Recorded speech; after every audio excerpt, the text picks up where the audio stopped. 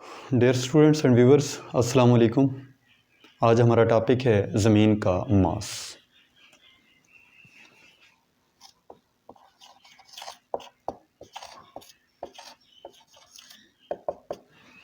ज़मीन का मास हम कैसे मालूम कर सकते हैं? इसके लिए हम अप्लाई करते हैं Newton's law of gravitation, Newton की ग्रेविटेशन का कानून। तो उस कानून के मुताबिक कायनात में हर दो अजसाम के दरमियान क़ुव्वत कशिश पाई जाती है। ये क़ुव्वत कशिश उन अजसाम के मासेस के हासिल ज़रब के डायरेक्टली प्रोपोर्शनल और उनके दरमियानी फासला के मुरब्बा के इन्वर्सली प्रोपोर्शनल होती है। अब हम यहाँ पे दो ऑब्जेक्ट फ़र्ज़ कर लेते हैं।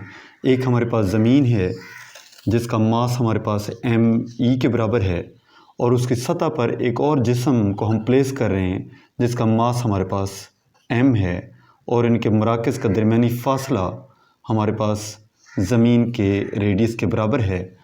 तो न्यूटन्स लॉ ऑफ ग्रेविटेशन के मुताबिक कायनात में हर दो अजसाम के दरमियान क़ुव्वत कशिश उन अजसाम के मासेस के हासिल ज़रब के डायरेक्टली प्रोपोर्शनल और उनके दरमियानी फ़ासले के मुरब्बा के इन्वर्सली प्रोपोर्शनल होती है।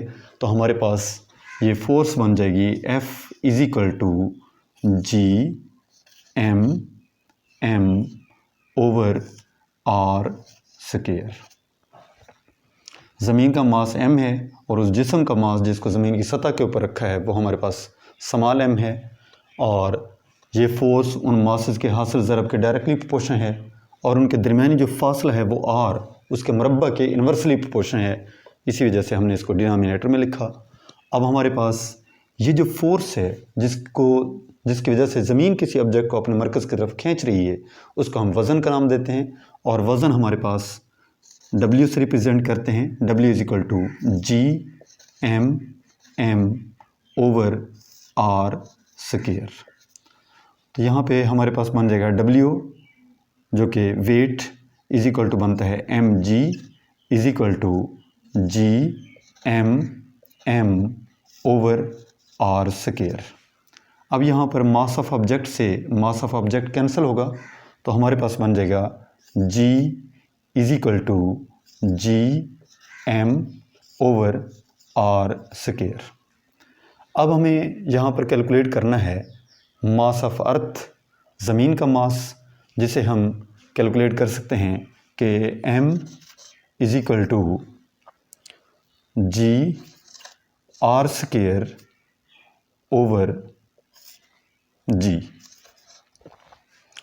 G/r²/g ये हमारे पास मास आ जाएगा।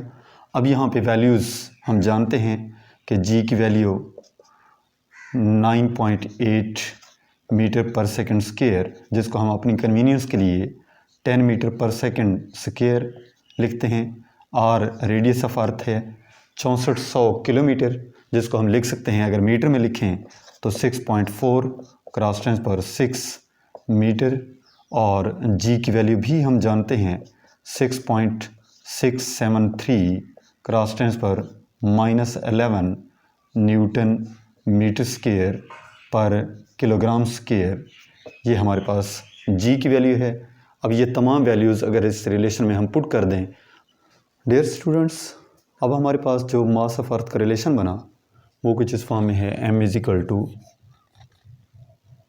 G/r²/g।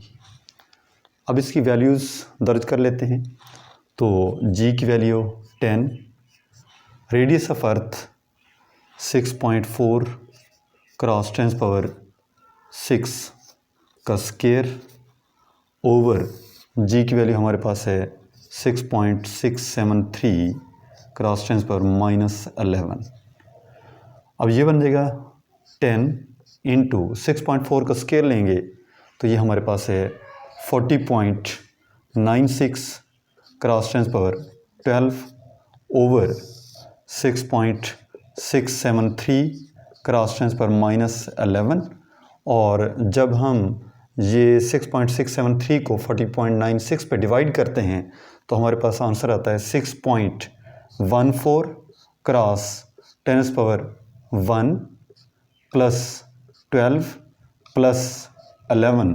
तो ये हमारे पास आ जाएगा 6.14 क्रॉस 10⁻24 किलोग्राम। तो इसे 6 क्रॉस 10⁻24 किलोग्राम ये हमारे पास ज़मीन का मास आ जाएगा। मिलते हैं नेक्स्ट वीडियो में, तब तक के लिए अल्लाह हाफिज़।